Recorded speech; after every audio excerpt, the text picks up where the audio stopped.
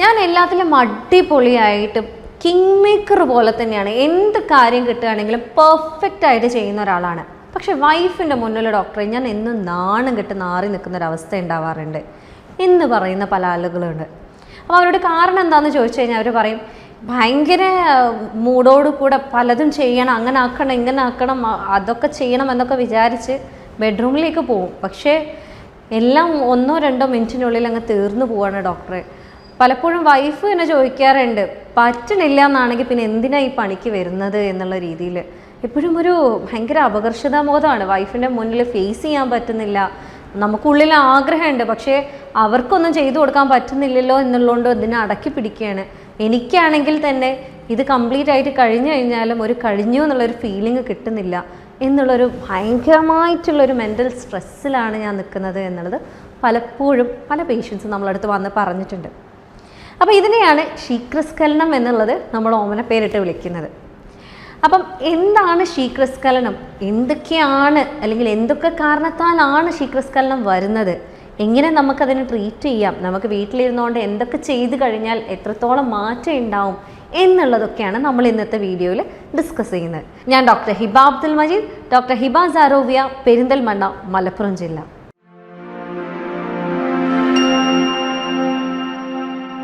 അപ്പം ആദ്യം തന്നെ എന്താണ് ശീഘ്രസ്ഖലനം എന്നുള്ളതാണ് നമ്മൾ മനസ്സിലാക്കേണ്ടത്.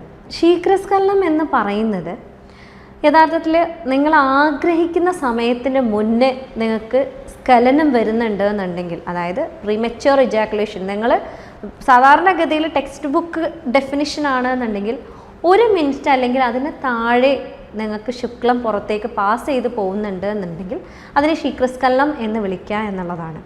അതേപോലെ തന്നെ പറയാനുള്ളത് നിങ്ങൾക്കതിൽ മാനസിക തൃപ്തിയില്ല എന്നാണെന്നുണ്ടെങ്കിൽ അതിന് ശീഘ്രസ്ഖലനം എന്ന് പറയുന്നത്. അതായത് ഇപ്പം നിങ്ങൾ ഇപ്പം ഒരു ഉദാഹരണം പറയുകയാണെന്നുണ്ടെങ്കിൽ പലപ്പോഴും പേഷ്യൻസ് വന്ന് പറയാറുള്ളത് എനിക്കുള്ള ടൈമിങ് അല്ലെങ്കിൽ എൻ്റെ ഫ്രണ്ടിനുള്ള ടൈം എനിക്ക് കിട്ടണില്ല, അപ്പോൾ എനിക്ക് ടൈം കൂടുതൽ കിട്ടാനുള്ള മരുന്ന് വേണം എന്ന് പറഞ്ഞിട്ടാണ്.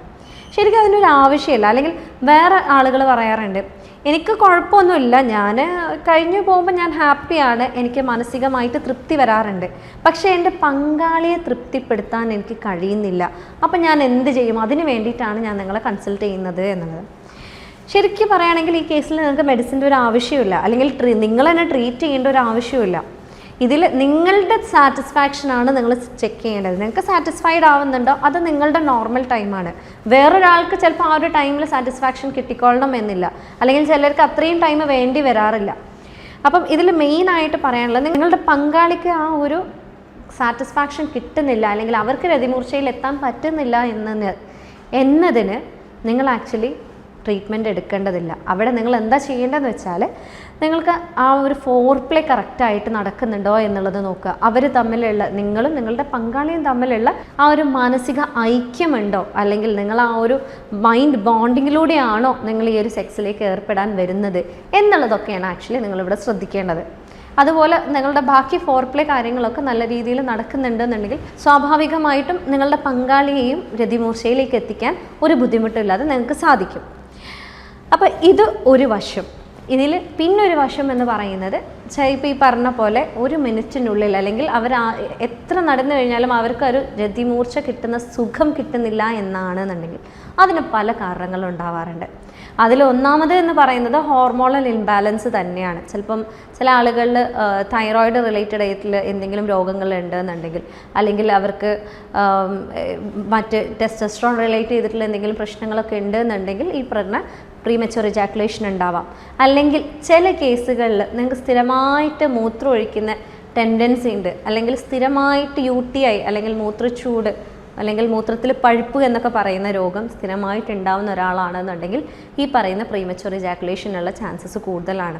അതേപോലെ തന്നെ നിങ്ങൾക്ക് പ്രോസ്റ്റേറ്റ് സംബന്ധമായിട്ടുള്ള രോഗങ്ങളുണ്ട്, BPH പറയുന്ന, അതായത് നിങ്ങൾ പറയുന്നുണ്ടാവും പ്രോസ്റ്റേറ്റിന് വീക്കം വന്നു എന്നൊക്കെ പറയുന്നത് കേട്ടിട്ടുണ്ടാവും. അപ്പോൾ അത്തരത്തിലുള്ള രോഗങ്ങളുണ്ട് എന്നുണ്ടെങ്കിലും ഈ പറയുന്ന പ്രീമച്യൂർ ഇജാക്കുലേഷൻ ഉണ്ടാകാനുള്ള ചാൻസസ് കൂടുതലാണ്. അതേപോലെ മറ്റൊരു പ്രധാന കാരണം എന്ന് പറയുന്നത് നമ്മുടെ മൈൻഡ് തന്നെയാണ്. അതിൽ മെയിൻ പ്രധാനം എന്ന് പറയുന്നത് തന്നെ മൈൻഡാണ്. അതായത് ചിലപ്പം എൻ്റെ പെർഫോമൻസ് എൻ്റെ വൈഫിന് ഇഷ്ടപ്പെടില്ലേ എന്നുള്ള ആ ഒരു അതിയായ ആദി ഈ ഒരു പ്രശ്നം ഉണ്ടാക്കാറുണ്ട്. മറ്റൊന്ന് കഴിഞ്ഞ പ്രാവശ്യം എനിക്ക് പെട്ടെന്ന് പോയി, ഇപ്രാവശ്യം അല്ലെങ്കിൽ ഇന്നലെ പെട്ടെന്ന് പോയി ഇന്നും എനിക്ക് പെട്ടെന്ന് പോവോ എന്നുള്ള ടെൻഷൻ. ഇതുണ്ടെങ്കിൽ എന്തായാലും നിങ്ങൾക്ക് പെട്ടെന്ന് പോകും എന്നുള്ളത് അധികം ആളുകളിലും നമ്മൾ കണ്ടുവരുന്നൊരു പ്രശ്നമാണ്. അപ്പോൾ ഇതിൽ പ്രത്യേകം പറയാനുള്ളത് എന്താണെന്ന് വെച്ചാൽ, നിങ്ങൾക്കിപ്പം നിങ്ങൾ ഒരുപാട് കാലമായിട്ട് സെക്സിൽ ഏർപ്പെട്ടിട്ടില്ല എന്നാണെന്നുണ്ടെങ്കിൽ, എന്നിട്ടാണ് നിങ്ങൾ സെക്സിൽ ഏർപ്പെടുന്നത് എന്നുണ്ടെങ്കിൽ അധികം ആളുകളിലും പെട്ടെന്ന് പോവാറുണ്ട്. അത് വളരെ നോർമലാണ്. അത് കരുതി എനിക്ക് പ്രീമച്വർ ഇജാക്കുലേഷൻ വന്നോ, ഇനി നാളെ അങ്ങനെയാവോ മറ്റന്നാളെ അങ്ങനെയാവോ എന്ന് എല്ലാ തവണയും നിങ്ങൾ ആലോചിക്കുന്നുണ്ട് എന്നുണ്ടെങ്കിൽ ഈ മൈൻഡ് ഫാക്ടർ അവിടെ കടന്ന് എന്തായാലും നിങ്ങൾക്ക് പെട്ടെന്ന് ഇജാക്കുലേഷൻ നടത്തും. അപ്പം ഇത് ഫസ്റ്റ് നിങ്ങൾ മനസ്സിൽ വെക്കുക. അതേപോലെ പിന്നെ പറയാനുള്ള ഒരു പ്രധാന കാരണം ഇപ്പം എൻ്റെ ക്ലിനിക്കിൽ വരുമ്പം എനിക്ക് അധികവും കിട്ടുന്ന ഒരു കാരണം എന്ന് പറയുന്നത് അമിതമായിട്ടുള്ള പോൺ അഡിക്ഷൻ അല്ലെങ്കിൽ അമിതമായിട്ടുള്ള സ്വയംഭോഗമാണ്. അപ്പോൾ അതിൻ്റെ ഒരു വലിയ കാരണം എന്ന് പറയുന്നത്, നിങ്ങൾ സ്വയംഭോഗം ചെയ്യുന്ന സമയത്ത് നിങ്ങൾ അതിൻ്റെ ഗ്രിപ്പ്, അതിൻ്റെ സ്പീഡ്, അതിൻ്റെ സ്ട്രോക്ക്, അതിൻ്റെ ആ ഒരു നിങ്ങളുടെ സെൻഷ്വാലിറ്റി, നിങ്ങൾ കാണുന്ന കാര്യം, ഇതൊക്കെ നിങ്ങൾ നോർമൽ സെക്സിലേക്ക് വരുമ്പോൾ ഡിഫറെൻ്റ് ആണ്. അപ്പം ഇതിലെങ്ങനെയാണെന്ന് വെച്ചാൽ, നോർമൽ സെക്സിൽ നിങ്ങൾക്ക് ഒരിക്കലും ആ ഒരു സ്പീഡ് ഉണ്ടാവില്ല, അല്ലെങ്കിൽ ആ ഒരു ഗ്രിപ്പ് നിങ്ങൾക്ക് കിട്ടില്ല, അല്ലെങ്കിൽ ആ ഒരുപാട് വ്യത്യാസങ്ങൾ അവിടെ വരുന്നുണ്ട്. പിന്നെ ഇതിൽ വേറെ പറയാനുള്ളൊരു കാരണം എന്ന് പറയുന്നത്, നിങ്ങൾ മാസ്റ്റുർബേഷൻ ചെയ്യുന്ന സമയത്ത് അധികവും പെട്ടെന്ന് പോകാനുള്ള ഒരു ടെൻഡൻസി ഉണ്ട്. അതായത് അധികം നമ്മളെ ബോഡി തന്നെ പെട്ടെന്ന് പോകണം എന്നുള്ള രീതിയിലാണ് നമ്മൾ മാസ്റ്റുർബേറ്റ് ചെയ്യാനുള്ള ചാൻസ് ഉണ്ടാകുന്നത്. അപ്പോൾ ഇങ്ങനെ ആകുമ്പോൾ എന്താണെന്ന് വെച്ചാൽ, ഇത് കൂടെ നമ്മൾ ചെയ്യുമ്പം നമ്മളുടെ ബ്രെയിനിലേക്ക് നമ്മളൊരു വയറിങ് പോലെയാണ് അത്. നമ്മളുടെ ഒരു നമ്മൾ കേട്ടിട്ടുണ്ടാവും, ചില കാര്യങ്ങൾ നമ്മൾ കണ്ടിന്യൂസ് ആയിട്ട് ഒരേപോലെ ചെയ്ത് കഴിഞ്ഞാൽ നമ്മളെ ബ്രെയിൻ അതിനനുസരിച്ച് വയേർഡ് ആവും. അതായത് എൻ്റെ ശരീരത്തിന് പെട്ടെന്ന് പോകുന്നതാണ് ഇഷ്ടം എന്നുള്ള രീതിയിൽ നമ്മൾ ഓട്ടോമാറ്റിക്കലി നമ്മളെ ബോഡീനെ അങ്ങനെ ആക്കിയെടുക്കും, നമ്മളെ ബ്രെയിൻ അങ്ങനെ ആക്കിയെടുക്കും. അപ്പോൾ സ്വാഭാവികമായിട്ടും നിങ്ങൾ കണ്ടിന്യൂസ് ആയിട്ട് മാസ്റ്റുർബേഷൻ ചെയ്തിരുന്ന ഒരാൾ നാളെ ഒരു നോർമൽ സെക്സിലേക്ക് പോകുമ്പോൾ നിങ്ങൾക്ക് സമയം കുറയാനുള്ള ചാൻസ് വളരെ കൂടുതലാണ്. കാരണം അത്ര സമയം എടുത്തിട്ടേ നിങ്ങൾ മാസ്റ്റുർബേറ്റ് ചെയ്യുന്നുള്ളൂ, അതേപോലെ തന്നെയുള്ള ഗ്രിപ്പ് നിങ്ങൾക്ക് ഇവിടെ കിട്ടുന്നില്ല. അപ്പോൾ അങ്ങനെയൊക്കെ ഒരുപാട് ഇഷ്യൂസ് ഈ ഒരു മാസ്റ്റുർബേഷൻ അഡിക്ഷൻ കാരണം അല്ലെങ്കിൽ പോൺ അഡിക്ഷൻ കാരണം നിങ്ങൾക്ക് ഉണ്ടാകാനുള്ള ചാൻസസ് കൂടുതലാണ്. അപ്പം ഇനി നിങ്ങൾ എങ്ങനെയാണ് ഇതിനെ മറികടക്കേണ്ടത് എന്നുള്ളതാണ് നമുക്ക് നോക്കേണ്ടത്.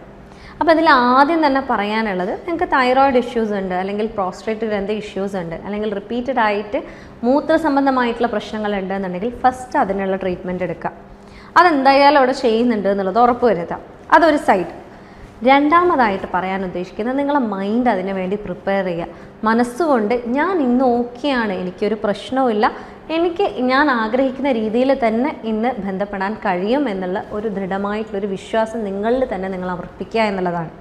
അതേപോലെ മറ്റൊരു കാര്യം എന്ന് പറയുന്നത്, ഇപ്പം നിങ്ങൾ ഇതിൽ പറയാനുള്ളത്, മെഡിസിൻ പോലെ തന്നെ ഇമ്പോർട്ടൻ്റ് ആയിട്ടുള്ള ഒരു ഘടകമാണ് എക്സസൈസ് എന്ന് പറയുന്നത്.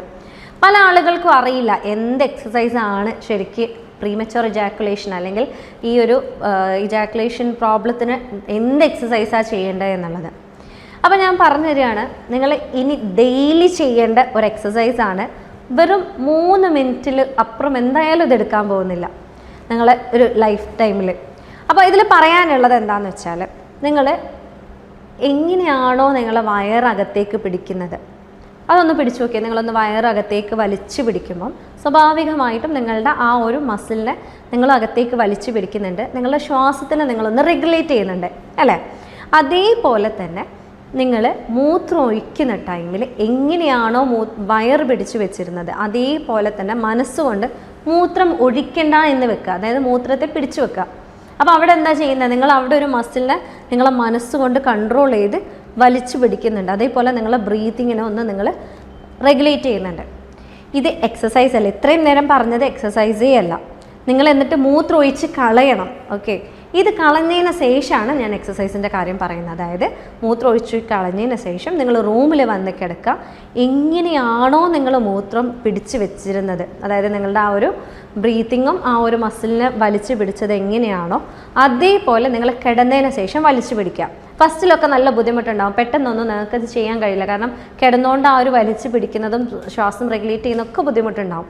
പക്ഷേ അത് റിപ്പീറ്റഡ് ആയിട്ട് ചെയ്ത് നിങ്ങൾ ഓക്കെ ആയതിനു ശേഷം, നിങ്ങൾ പഠിച്ചതിന് ശേഷം എങ്ങനെയാണോ നിങ്ങൾ വലിച്ചു പിടിച്ചിരുന്നത് അതിന് 3 സെക്കൻഡ് വലിച്ചു പിടിക്കുക. അതായത് ഇപ്പം നിങ്ങൾ വലിച്ചു പിടിക്കുന്നു, 3 സെക്കൻഡ് വെക്കുന്നു, റിലാക്സ് ചെയ്യുന്നു, വീണ്ടും 3 സെക്കൻഡ് വലിച്ചു പിടിക്കുന്നു, വീണ്ടും റിലാക്സ് ചെയ്യുന്നു, വീണ്ടും 3 സെക്കൻഡ് വലിച്ചു പിടിക്കുന്നു, വീണ്ടും റിലാക്സ് ചെയ്യുന്നു. ഇങ്ങനെ നിങ്ങൾ 30 തവണ, അതായത് 10 10 10 3 സെറ്റായിട്ട് ഡെയിലി ചെയ്യുന്നുണ്ട് എന്ന് ഉറപ്പുവരുത്തുക. ഇങ്ങനെ ഡെയിലി ചെയ്തതിന് നിങ്ങൾ ഓക്കെ ആണ്, 3 സെക്കൻഡ് നിങ്ങൾക്ക് ഒരു ബുദ്ധിമുട്ടില്ലാതെ ചെയ്യാൻ പറ്റുന്നുണ്ട് എന്നൊരു സാഹചര്യത്തിലേക്ക് എത്തിക്കഴിഞ്ഞാൽ പിന്നീട് നിങ്ങൾ അതിനെ 5 സെക്കൻഡ് ആക്കുക, 10 സെക്കൻഡ് ആക്കുക, 15 സെക്കൻഡ് ആക്കുക, അങ്ങനെ 20 സെക്കൻഡിലേക്ക് വരെ എത്തിക്കാം. ഇത് പ്രത്യേകം എനിക്ക് പറയാനുള്ളത്, ഒരു കാരണവശാലും ഇതൊക്കെ എന്നെ കൊണ്ട് ഇനിയും ചെയ്യാൻ പറ്റുമല്ലോ എന്ന് വിചാരിച്ച് ഒറ്റയടിക്ക് നിങ്ങൾ 3 സെക്കൻഡ് 5 സെക്കൻഡ് 10 സെക്കൻഡ് എന്നുള്ളത് പെട്ടെന്ന് ചെയ്ത് പഠിക്കാൻ പോകരുത്. കാരണം എന്താണെന്ന് വെച്ചാൽ നിങ്ങൾക്ക് തന്നെ അറിയുന്നുണ്ടാവും, എക്സസൈസ് ചെയ്യാതെ നിങ്ങൾ പെട്ടെന്ന് നല്ല രീതിയിൽ വർക്കൗട്ട് ചെയ്താൽ പിറ്റത്തെ ദിവസം നിങ്ങൾക്ക് എണീറ്റ് നടക്കാൻ കഴിയില്ല. അപ്പോൾ അതേപോലെ തന്നെ ഇവിടെയും നിങ്ങൾ ഓവറായിട്ട് വർക്കൗട്ട് ചെയ്ത് കഴിഞ്ഞാൽ, ഈ ഒരു എക്സസൈസ് ഓവറായിട്ട് ചെയ്ത് കഴിഞ്ഞാൽ ഭയങ്കര പെയിൻഫുള്ളായി മൂത്രം ഒഴിക്കുന്നത് പോലും നിങ്ങൾക്ക് ഭയങ്കര ബുദ്ധിമുട്ടാവാനുള്ള ചാൻസ് ഉണ്ട്. അപ്പോൾ അതുകൊണ്ടാണ് നിങ്ങൾ 3 സെക്കൻഡ് സമയം എടുത്ത് ചെയ്യുക, അതായത് ഒരു 2 3 4 ദിവസം എടുത്ത് ചെയ്യുക, 5 സെക്കൻഡ് അതുപോലെ എടുത്ത് ചെയ്യുക, അങ്ങനെ നിങ്ങൾ ടൈം കൂട്ടി കൊണ്ടുവരാം. അപ്പോൾ ഇതുകൊണ്ട് എന്താ നമ്മൾ ഉദ്ദേശിക്കുന്നതെന്ന് വെച്ചാൽ, ഇവിടെയുള്ള ഒരു പ്യൂബോകോക്സിജിനസ് മസിൽ എന്ന് പറയുന്ന ഒരു മസിലുണ്ട്. ഈ മസിൽ നമ്മൾക്ക് ആക്ച്വലി ഈ ഒരു ഇജാക്കുലേഷനെ കൺട്രോൾ ചെയ്യണം. എങ്ങനെയാണോ നിങ്ങൾ മൂത്രത്തിനെ കൺട്രോൾ ചെയ്യുന്നത്, അതേപോലെ തന്നെ നിങ്ങളുടെ ശുക്ലത്തിനെ കൺട്രോൾ ചെയ്യാൻ ഹെൽപ്പ് ചെയ്യുന്ന ഒരു മസിലാണ്. അപ്പം ഇത് നിങ്ങൾ റിപ്പീറ്റഡ്ലി ചെയ്യുമ്പം അതിൻ്റെ കൂടെ നിങ്ങളുടെ മൈൻഡിനെ റിലാക്സ് ചെയ്യുക. എന്നിട്ടും പറ്റുന്നില്ല എന്നാണെങ്കിൽ മെഡിക്കേഷൻസ് എടുക്കുകയാണെന്നുണ്ടെങ്കിൽ എന്തായാലും നിങ്ങളുടെ ഈ ഒരു പ്രശ്നത്തിന് കംപ്ലീറ്റ് ആയിട്ട് നമുക്ക് പരിഹരിച്ച് കൊണ്ടുവരാൻ പറ്റും. അതേപോലെ തന്നെ ഇതിൻ്റെ കൂടെ പറയാനുള്ളത്, നിങ്ങൾ കുറച്ച് ഫുഡ് കാര്യങ്ങൾ നിങ്ങളുടെ വീട്ടിൽ ശ്രദ്ധിക്കുകയാണെങ്കിൽ ഒന്നും കൂടെ ബെറ്റർ ആയിട്ട് നിങ്ങൾക്ക് നിങ്ങളുടെ ഈ ഒരു സമയത്തിന് റെഗുലേറ്റ് ചെയ്യാൻ പറ്റും.